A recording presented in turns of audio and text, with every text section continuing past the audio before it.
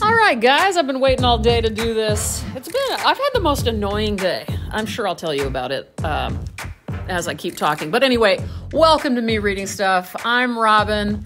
I'm a homicide detective who loves to read, and this is my podcast. We just talk, we talk things out, and we get to reading. I recommend things that I'm reading, and I share them with you and get excited. You know, I'm trying to not complain. Do I seem like a complainer? Yes or no? Write in. I'm afraid to hear the results of this little poll. I'm not sure if I'm a complainer or not, but I will tell you, I've had some experiences recently that have made me realize I think the last thing I want to do is complain about anything anymore. It's like, well, you know what? I'm going to give myself a pass on health-related stuff, although, you know, I'm going to pick and choose who to complain to about that. And I'm even pretty positive when I complain about those things, because I'll usually say, well, this is the one cross I have to bear, or whatever. This is the thing I have, is I have bad health. I always have. That's how it is. But everything else is going all right for me. You know, I'll try to kind of couch it in that. Is that the way you use couch it? I like it when people say couch it, but I guess I've never really... Let's look it up together. Putting you on a little stand. We're using the cell phone too, because it still, as instead of a mic. Couch something?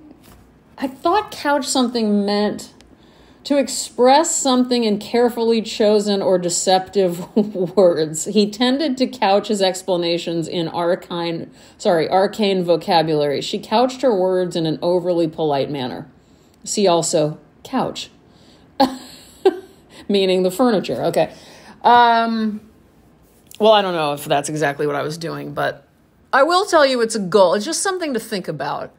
And, you know, as I always try, the second I start having a lot of negative thoughts about anything, I try to immediately have gratitude. You know, it's basically a catalyst for me to switch on gratitude.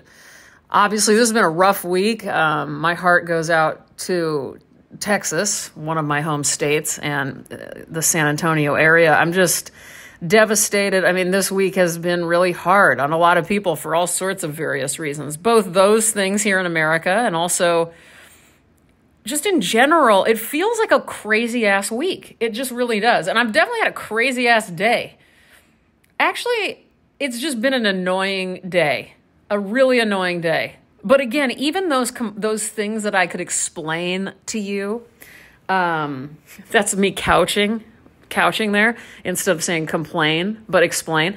They're all just tedious. It's just been a tedious day with a bunch of stuff that I thought would take 2 seconds, ended up taking, 2 hours. One thing that I thought was just something I was doing for my washing machine that was supposed to take one washing machine cycle ended up taking, I'm still working on it, and that started at 3 p.m. and it's now 8:28 p.m.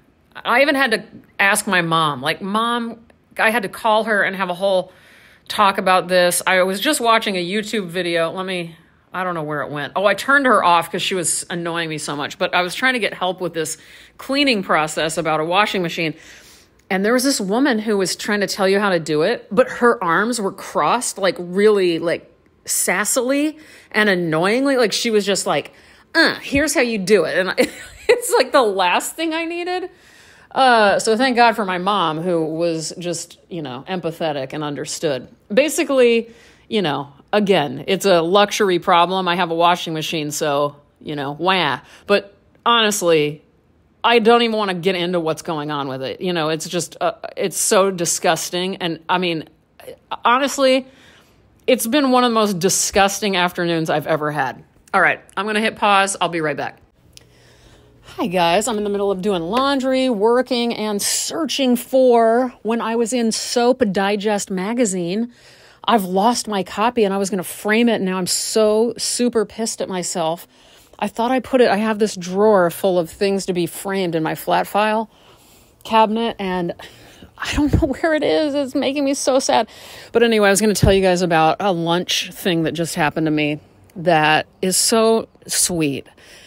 Or I don't know what it is. It's just awesome. So I was starving. This afternoon, right at noon, I decided, even though I haven't had caffeine, really, truly, no coffee caffeine in years and years, since my heart got really bad, maybe 5 years ago, 6, 7 years ago. And I've spent most of my adult life trying to kick the caffeine habit because I'm not supposed to be on it for heart reasons. So anyway, but when I was at that vacation, the Salish Lodge, one morning when I got up, they only had, they're like, free coffee in the lobby. Well, it was caffeinated coffee, and I knew it, and I went for it anyway. I was like, what's the worst that can happen? I'm not going to die. I'm just going to feel bad. Well, I didn't feel bad. I felt amazing. I felt like my old self, like so alive, so on fire, so ready to tackle anything. And that was part of the reason I had such a good morning, that first morning there. So I kept it to myself. And then later I told Damien what I had done, and he totally understood and was happy that I felt so good.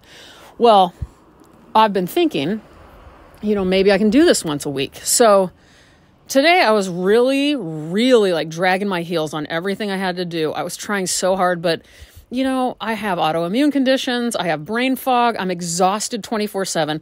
So I was like, you know what? I'm going to go get an iced coffee. So I went and I got an iced coffee, brought it back. And oh my God, have I had the best day ever. I am feeling so good. I have pretty much completely planned out about 15 new drawings. I am ready to roll. I'm happy. I listened to Zach Foster. You can find him on Zach Foster Quilts on Instagram. He's the one who put together the A$AP Rocky, the puffy quilt at the Met Gala, two Met Galas ago. Anyway, I'm obsessed with him and his work and just his personality. He was doing an Instagram live. I'm listening to it. I'm writing in questions. He's answering back. This is like, I don't even know. Every element of my life was feeling great. But I had ignored how hungry I was because all I'd eaten was grapes in the morning. And so even though the grapes they were as big as watermelons. I don't know what was going on with these grapes or how they were ever grown like this, but they were crazy and they were so good, like really hard and sweet. So anyway, I then crossed paths with Damien in the kitchen, and he is an expert at making what we call street rice. And he has, figured out this amazing kind of way of making. It's kind of like fried rice, but the egg is kind of mixed into the rice. So anyway, I was going to just try it. What I was going to do was make a rice bowl with some vegetables and a fried egg on top and some amino acids on that. And that's kind of my go-to. And I love that, right? But I realized in the moment when I was about to do that, here's Damien, who makes this for us all the time, his street rice, which I'm obsessed with. And even though I had a different plan in mind, I was like, you know what? I should have him teach me how he does this, because I see him, but I don't really watch and learn. And what a wonderful experience it was to have him show me, because, people who are adults and have, cooked for themselves for a long time, we all have our own individual ways of doing even little things like which oil we use, what we cook first, onion, egg, broccoli. Like, how do you cook the broccoli? What do you do? It's just so interesting to see how people do things. So, and we do things very differently, and I love his food and he loves mine, but I was like, I'm just going to observe this. So he was teaching me and I'm watching him, and it was so fun. And to see when he was done and how excited I was, and he's smiling at what he had made me, and I'm smiling because I'm learning, and I'm just appreciating the way he does things. Because we could all just keep doing things our own way forever and ever. Amen. And that's how it is. But what is the fun in that? Why not include other people and learn new ways and push yourself? And there were some things that I probably wouldn't have chosen to do, but in the end, it was so much better that way. And also, there's the love that's included in anything anyone makes for you. I have notoriously said, it's actually not notorious. I don't even know why I would just say that. I have quietly said in my own brain many times, I've never really liked a sandwich I've made for myself. But I know the sandwiches I make for other people are just completely amazing. But I don't do the same thing. I just, that love factor is gone.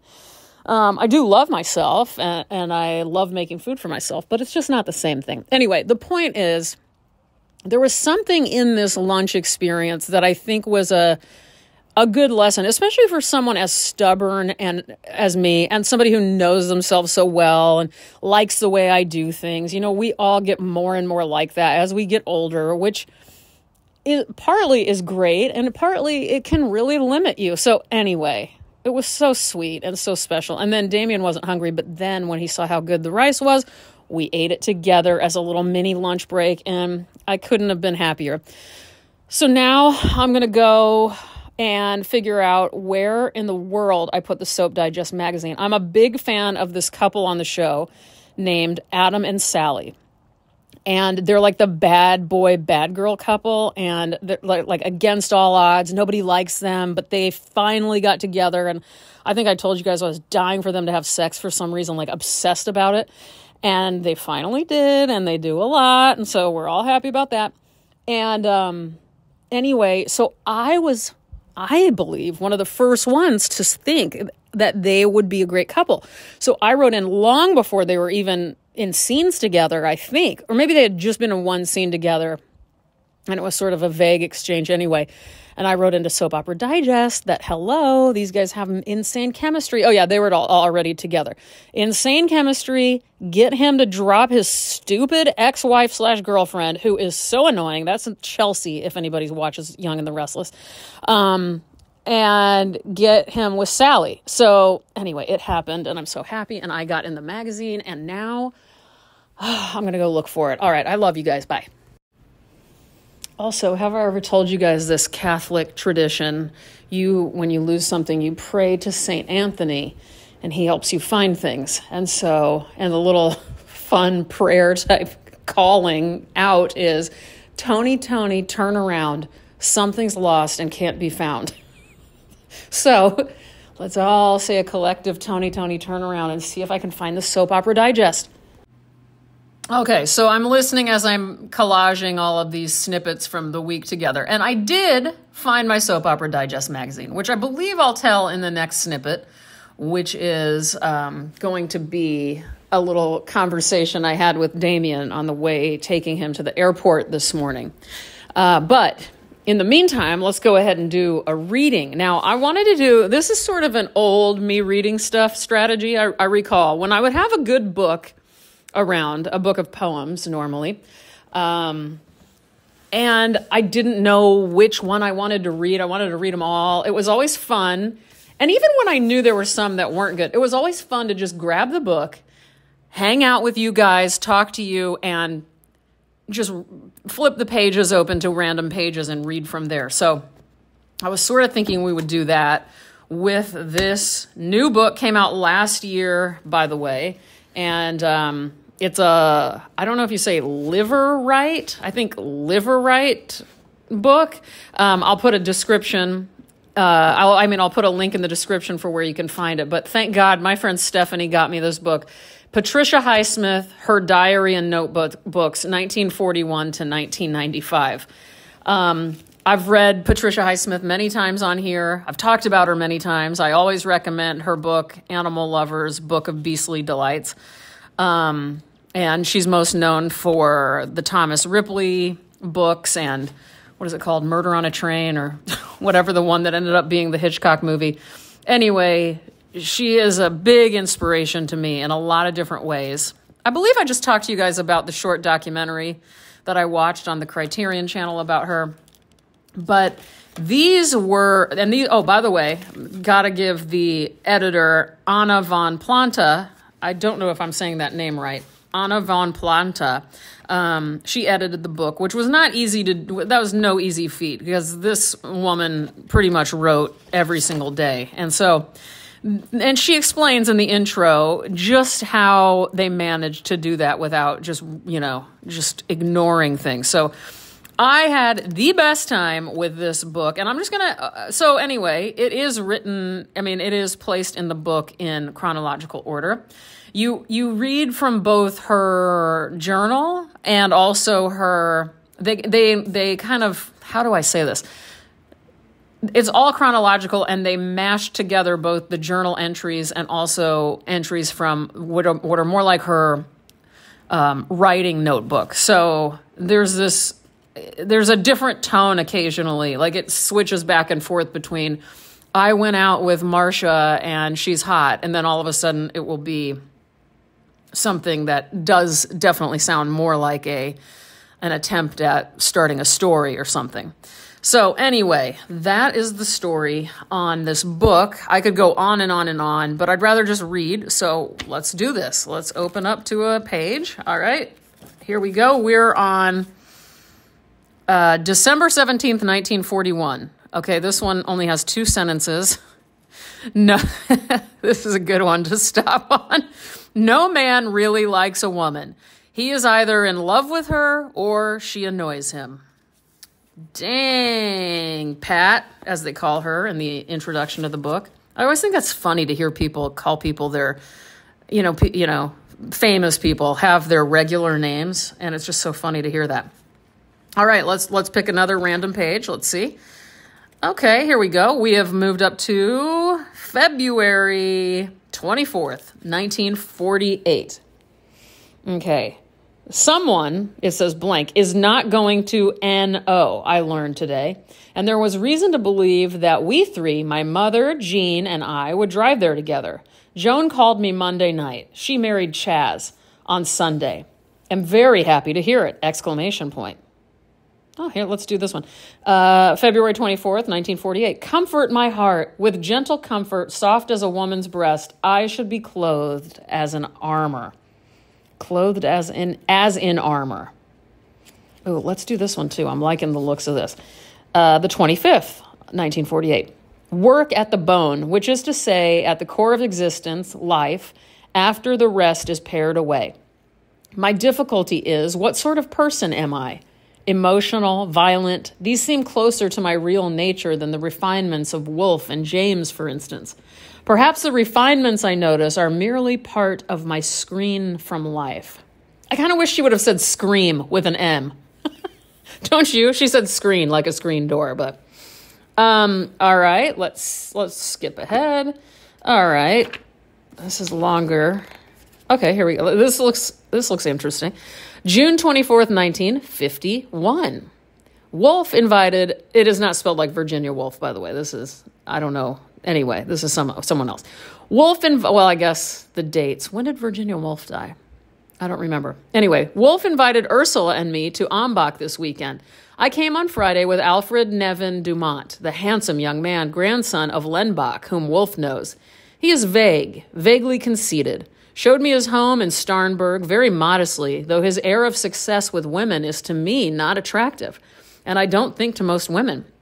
I was not persuaded to stay overnight, but caught the evening bus to Ambach with typewriter. I like that she said with typewriter, not with my typewriter. I like that a lot. All right, let's skip way back, actually. Let's go back to when she was a little bit younger. Okay, good day. Oh, this is March 1st, 1941. Good day, a good day. I spent the morning writing and finished the Morton Street story.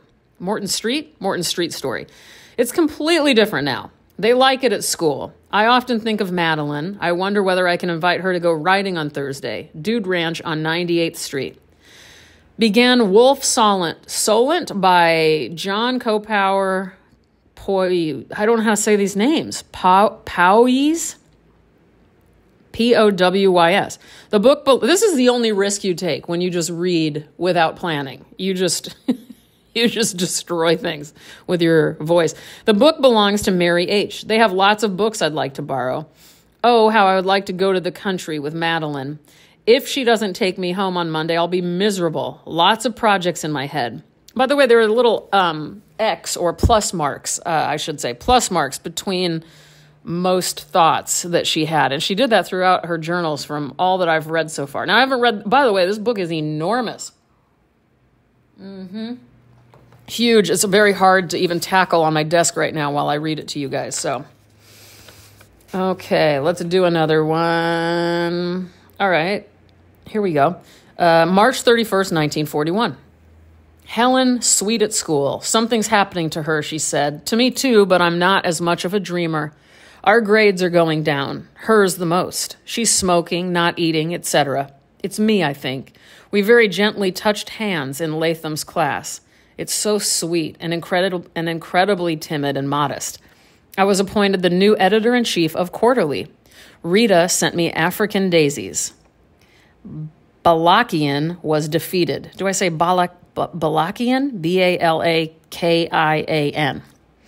All right. Rita sent her African daisies. I'll tell you one thing. So I've only read the first, I would say, eighth of the book, and then I've skipped around a bit. But man, Patricia Highsmith got the ladies. She really got the ladies. Let's do one more. I'm going to skip towards the end. All right. It's interesting to see how differently even visually, it's different. All right, here we go. February 27th of 68. If I had been blind, I could have gotten married, I'm pretty sure. I don't know what that means.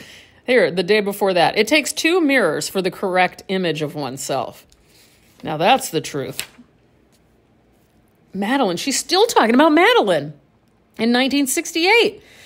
March 26, 68, a day that has already seemed endless to me. No letter from Madeline Harmsworth since Friday morning. I simply wanted to state that to love a girl like her, to make love to her, is like conquering, or at least pleasing, a continent. It is somehow so important, so important. Whoa, that'd be hard to ignore if somebody said to you, making love to you, wait, how did she say it? Loving you, making love to you is like conquering or pleasing a continent. This is why you get with writers, people. This is why writers are who we all gravitate towards. Or at least people with my brain do. All right, so that's Patricia Highsmith, her Diaries and Notebooks, edited by, I'm going to say it the other way now, since I don't know how to say it, Anna von Planta. See, I think my other way is probably right. Anna von Planta? We'll see. Anna or Anna, get in touch. Let me know how you'd like me to do it. All right, so that's the reading. Now, if you'd like to continue, I have a very casual, easygoing conversation with Damien on the way to the airport this morning, and then I'll come back in and I'll say goodbye. This is going to be a long podcast, I think, but that's what I want. And I'm enjoying the diaristic way I'm doing this. I don't write a diary. I don't write a journal like our buddy Pat did here, but I do my own things in my notebooks where I plan my drawings, and that kind of counts. And then I do this. I mean, for the last, 6, 7, how long have I been doing? Does anybody remember? 6.5, 7 years or something like that I've been doing the podcast. This could certainly be viewed as a journal of some sorts, I'm sure, since mainly what I do is just talk things out. I don't know, guys. Anyway, I'm thinking about you guys all the time. I'm wondering how everybody is. I used to have a lot more contact with a lot of you guys who listen, and I just don't anymore. I've got a lot of concerns about myself as far as friendships go.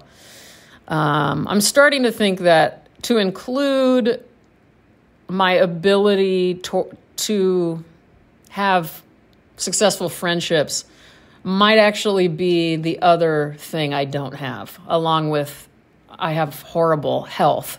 My body hates me. And I seem to have a major problem in the friendship arena as well. So those are things. Okay, I'm here in the car. I'm going to ask Damien a couple of questions. He doesn't know what they are. I don't know what they are. This is just an impromptu interview. Damien, how's it going? I'm doing great. I'm actually currently driving in the car on my way to the airport. Awesome. And where are you headed this time? I'm flying into Chicago, Illinois, and versus Chicago, Colorado. Chicago, Texas. Right. And from there, I will be driving to Iowa for my first show in Iowa. Nice. Not your first show ever in Iowa. No. But but my first time in this town I'm playing in. I can't remember the name of the town, actually. It looked like M something, QU. Mekaleka High, Mekanio. That's right. And how are you feeling about, heading back on the road, doing some American shows? I know you had a long European tour, but now you're back in the States. How does that feel? It's good to be home. I love that. Now, Damien, what are some of your favorite things about being alive currently? Where do I begin? Obviously being married to you. Oh. And why is that so good? I can't really say on here. Oh, I think we all know what you mean. Anyways, the kids, obviously, and I love music. I love music. I love listening to music. I love TV. Oh, yeah. A lot of old shows I've been watching. Currently, I'm watching Mary Hartman, and also Peyton Place. That's right, and you finished the entire series of Dark Shadows. Yeah, Dark Shadows. Dark Shadows, one of the greatest TV shows of all time, hands down. And, really good show. That's amazing. Well, those are some good things. You do seem to be very happy to be alive, very content now, and not depressed, not anxious. You often say nothing worries you. Like sometimes I'll ask you, what's a worry you have right now? And I'll ask you that right now. What's a worry you have right now? I have no worries. And you mean that when you say it. I really do. And in fact, I was just about to say, it's strange.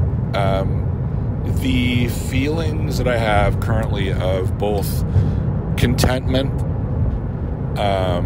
and of joy and having no worries in my life, it almost, when you have that combination as well of feelings as well as some other things, it really relaxes you in a really strange way. It's almost like being, for those who might be listening, if you've ever taken, codeine or Percocets or been just baked out of your mind. That's kind of how it feels right now to me. You even sound like it. Like I can assure the listeners today that you don't even take Advil anymore. Like you're not on anything, but you sound like you're on drugs right now. I do. You sound in a good way, like in a way that I find very admirable. Like you just sound sedated. Well, is that a good thing? Yeah, not sedated like you sound, like when you see Corey Haim when he couldn't speak in an interview or whatever. Well, I mean, do I sound like sedated bored? I'm not bored. Oh, no, calm, cool, calm. Very, very, very calm. I'm very, very calm. I have principles I live by. Live and let live. That's my number one. Yeah. Yeah. Don't worry, be happy. It's another one. Good song, by the way. Yeah, you do live by the tenet, live and let live. You really, truly, deeply feel that way. I mean, I've seen, I'm talking to the audience now, I've seen Damien in situations where somebody's doing something absolutely insane nearby or near us or in our house even or something. And he is just, he doesn't support it. He doesn't get involved. He just lets people be people. And that's really all anyone needs in life. I just walk away, man. It's a pretty awesome thing. Whereas I like to get into it. I like to get into fights. Yeah, that used to be me. No, I don't really get into fights anymore. I sometimes do. We got in a fight at Starbucks with that person, remember? Well, you and I didn't get into a fight at Starbucks. No. This guy was getting into... This asshole was in the Starbucks line just being so rude to everybody who worked there. Like, to an extreme I've never seen. This was in Orange County. And these people were very upset who worked there. And everybody in line was just appalled. And so Damien and I were looking at each other, and I think something about it, we kind of laughed or we did something, and he goes, "Are you laughing? Oh, you think this is funny?" Is that what he said? He said something like that. I can't and remember. we're like, yeah, we actually think you're a joke or something. And then we really yelled at him, and it was awesome. And then the Starbucks people gave us a free Starbucks card with a lot of money on it because they're like, thank you. I have not seen anyone that rude. Remember? Yeah. Remember that? I remember that. Do you remember? I was there. Do you remember? What's your least favorite thing about me? What? Oh, yeah. I've actually said this before. Oh. You've gotten a lot better, actually. I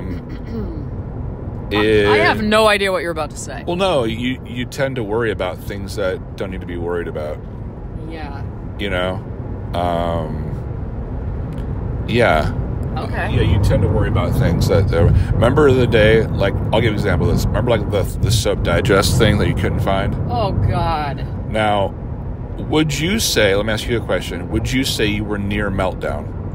I was in full meltdown. I didn't cry, but I was, like, pouring through papers and drawers, like, frantically, like you would see a psycho on a movie. Yeah, I was very upset. Right. I guess, so my thing was, the entire time, I thought, well, unless Frankie either ate it, which I highly doubt she would do, our cat, Frankie, or she walked out of the house with it, or... Who, me? No, Frankie. Oh, again, you're blaming Frankie. Yeah. I just don't... To me, what I said to you was, it's somewhere in this house. And I knew it was going to be probably upstairs. Yeah, I actually didn't update. I think I talked to these guys about it earlier. And the thing is that I have this is the thing that upset me the most, is that I am more organized now than I've ever been in my life. I'm actually pretty amazing at being organized. And where it ended up being was where I have a very organized system of the back issues of Soap Digest on a shelf, perfectly put onto a shelf. Where was it? It was right there. So how funny that I didn't think to check there. But the whole reason was I thought that I had put it somewhere special so that I could frame it. So anyway. Yeah. And I just think, like, that's about it, though. I mean, but you've gotten a lot better, Yeah, I have, but I have these moments where it's weird. The Bulldog Brasco. Is that his name? Briscoe? I don't remember his last name. I think it's Bulldog Briscoe. Go ahead and explain. The Bulldog Briscoe moment. Bulldog Briscoe is I think it's either Briscoe or Brasco. So I'm sorry if I'm getting it wrong. He's a character on Frasier, the show Frasier. And if you're familiar with Frasier, you know exactly what I'm talking about. Where he says, "Where did I put my tickets? They were just right here," and he loses his mind. and then he, he's very animated, just starts screaming and yelling, and he goes, "Oh wait, they're there." But he says it very calmly at that point. And so, how does that relate to me? You tend to do the Bulldog moment, where you just, "Oh my God, they're there." But no, usually Bulldog and me blame someone else first. Like, that's right. Oh yeah. Or someone stole my tickets. Stuff like that. Or we just yell. It's not like, where did I put them? It's more like, what the fuck? Like, just like totally flipping out. Yeah.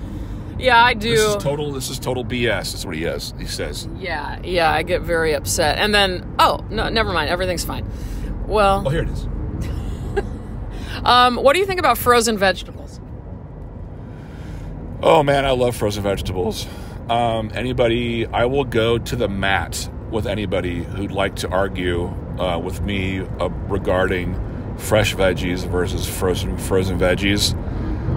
I think it's, I don't know, no discussion. I think it's not a big deal. Honestly, it's not a big deal. You just. I also think about that scene. Also, anytime I'm in the frozen food section and I'm buying frozen vegetables, I always think about the scene in East of Eden where his dad comes up with a frozen vegetable thing. Oh, yeah. And trying to haul them across America, but they melt. The ice melts. The ice melts. So I think about that. I think about, like, You're happy to use them because he went through that trouble. Yeah, and Cal, who's James Dean, He tries to make his dad proud. I don't know. It's a really heartbreaking scene. It's very sad. So yeah. So I do think about. You know, I tend to have television and movie references for real life situations all the time. That's one of them. I remember you saying you saw on a TV show, you had never seen this done in real life, but I grew up with it. And the TV show you saw where people at dinner would have a stack of white bread on the table, and you always wanted to experience that. And I was like, oh, I grew up with a stack of white bread on the table. What was that show? That was All in the Family. Oh. Yeah, and then the other night I saw it on Mary Hartman. Oh, you did? Which I will say, those are both created by Norman Lear. Those are both Norman Lear shows. So my question to Norman Lear is that, did you grow up in a house with white bread and butter on the table? not even like sliced bread. We're talking like Wonder Bread. Oh yeah, that's all it was. We had a thing of softened butter out and white bread. My grandma, in particular, the older family members did that. Yeah, you eat it with everything. Yeah. It's like you use it like, instead of using a knife with a fork, you use a piece of buttered Wonder Bread. Yeah, and we used it. It was big time with spaghetti. Any pasta, we had it, like not toasted, not garlic bread. We're talking, raw, you would almost call it raw Wonder Bread. But with any meal, really, like if you had, I didn't eat steak, but like if there was steak or chicken dish, and yeah, if there were any juices, you sop it up with the white bread. Yeah, that's really cool. I don't think, not to be nitpicky, but I doubt Norman Lear had anything to do with the set design on those episodes, but he could have. He may have. Yeah. I know a lot of his own personal experiences go into. Yeah. I think he mentioned that Archie Bunker was basically his dad. I did not know that, but I know I love Norman Lear, and I'm going to back up Damien on Mary Hartman. Mary Hartman is just the most outrageously good and rare show. I've never seen anything like it. Damien's gotten to watch way more of it than I have, but anyway. I will say that it is, if you have not seen Mary Hartman, I don't know what your bank accounts look like. Spend the money. Yeah. Find Mary Hartman, the DVD collection, if you even have a DVD player, and go and buy it. It's not streaming. It's so worth it. It is the craziest show and most creative show you will ever watch. Yeah. And it was a soap opera, by the way. Yeah, it was on every day, but nighttime, right? Yeah, I believe every night. Yeah. And if you don't know Louise Lasser, look into Louise Lasser, and look into her SNL performance. It's there's nothing like this, and there's never been anything like it since. I heard that somebody, I don't know who, somebody from some news show that I don't watch, is remaking it. I really hope it doesn't happen. I don't know. I will be murderous if it actually goes through. I think it's a very bad idea. And Damien, do you recommend any streaming services? No, not a one. I hate them all. Yeah, you kind of like the Criterion one. Oh yeah, Criterion's pretty great actually. Criterion Collection's pretty great. That's the one I would say I'd recommend. What do you think about YouTube? I don't like YouTube. YouTube reminds me of a landfill. It's like, this is where you go. Like, I'll say this as a musician, this is why I don't make music videos anymore. Because they just end up on the landfill of what is YouTube. YouTube is a landfill. It is a moving picture landfill. It's like full of just, I don't know, nonsense. I don't like YouTube personally. All right. You seem to watch a lot of YouTube for someone who doesn't like it. No, I don't actually. And in fact, if I'm ever looking up something on YouTube, it's for like reference. I'll give an example of this. The other day I was writing this song. I'm still writing it actually. And it's inspired by this guy who took hostage of a TV station Not the one that built close. Not that one. Oh, a different one. It's a different one. I can't remember the guy's name, but I did look up on YouTube the footage of it, and wow. it's pretty nuts. What year did this one take place? In 1980. I believe it was in Cleveland. Dang. I can't remember the guy's name right top of my head right now, but it's really crazy. He just shot his girlfriend, and they're interviewing him. He took the news station hostage, and one of the main news anchors is interviewing him on air, like live on air. And she said, "Couldn't you just surrender?" He kind of laughs. He's like, "No, I can't surrender. What are you talking about? I just shot my girlfriend." Whoa. She's dead. She's not coming back. Now, the best thing for the cops to do is to come in here, storm the station, and kill me. And that's what he wanted. That's what he wanted to happen. And sure enough, that's exactly what happened. They did kill him? Yeah. The next thing you see is the footage of him leaving in a stretcher. Oh, with a blanket over him. It's crazy. God. Yeah. Well, I'm going to have to check that out in the YouTube history on our YouTube. Damien, this has been a pleasure. Is there anything you'd like to say, anything you'd like to leave the listeners with, anything you'd like to say about Frankie, about me, about life in general, any words of wisdom? Well, life is fragile. Life is short. It is also it's fleeting. It's also very beautiful. Take pleasure in the small things. And notice the things, like the freckles on your friend's face, or grandmother's hands, or, things like that. Take time to laugh, Take time to cry. I mean, crying I think is a great release, And above all, just don't worry about anything if you can. And then, by the way, I'm not saying that's super. It's just, I'm not saying that's a super easy thing to do. I used to be someone, I'm not going to go into. I mean, this is such a long story, but basically, in short, there was a time where I wouldn't even leave the house because I was so freaked out. Yeah. But now I just kind of, you don't know whatever. You just don't know. Hug the ones that you love. Keep them close to you. Tell people that you love them. Tell them how you really feel. Don't sweat the small stuff, man. What you think is a big deal, it's actually not a big fucking deal. Just relax. You know what I mean? Let shit go, man. It's not a big deal. Let shit go. Don't worry. Should I park here? I'll go over here. Okay. Yeah. Anyways, that's what I'll say. You are a beauty of a person. You're really unique.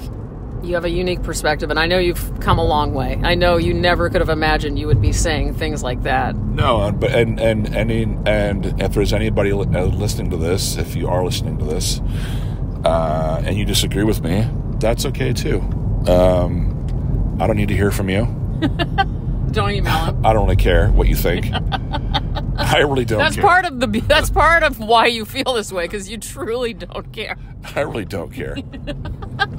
Well, you can't. To be alive and to be calm, you can't care about what everybody thinks. You just can't. So you really can't. It's amazing how little he cares. Trust me. It's a waste of time.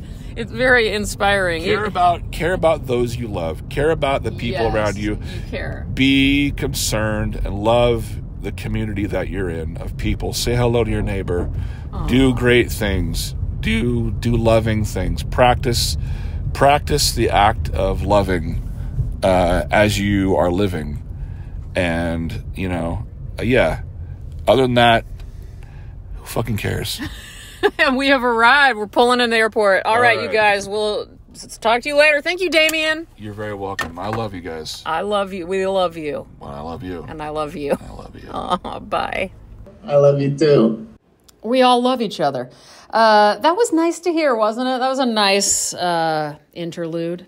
Is that the right word? I'm about to look up another word, make sure I'm using it right. It felt like an interlude. I know what an interlude is in music. Let's see, interval, intermission, break, breathing space. It wasn't breathing space, so it wasn't a pause, but it was a break from what I normally do. So yeah, it was a bit of an interlude. You guys, that's all I have for now. This is a long podcast. It's been a pleasure talking to you all week. I know it's a little scrambled up. It's a little collaged and then mixed around and everything else. But I mean, I'm into it. I'm into the way I'm doing this. And I am trying really hard to do this on Thursdays. I have a really rough couple of months ahead, by the way.